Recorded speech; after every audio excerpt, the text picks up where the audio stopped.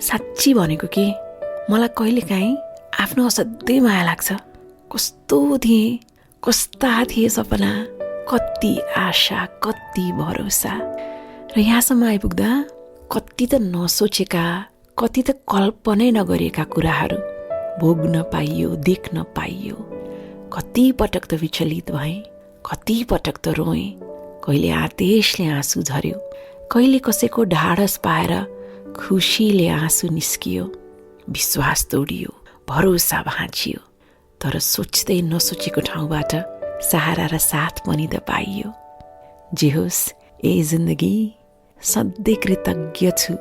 कमजोर पाइलामा कहालिँदै कुना पसेको रात पनि याद छ।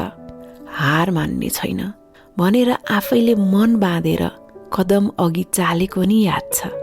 र अहिले साँच्ची आफैले आफैलाई धाप मान्न मन लाग्छ, स्याबास भन्न मन लाग्छ। तर सकिएका छैनन् समस्याहरू, आइरहनेछन् चुनौतीहरू। कहिलेकाहीँ मन दुख्छ है, कहिलेकाहीँ कस्तो थकै लाग्छ है। तर विचलित नहो है, यस्तो बनेर देखाउनै बाँकी छ जुन कसैले कल्पनै गरिएको थिएन भनेर आफैले आफैलाई सलाम गर्न मन लाग्छ।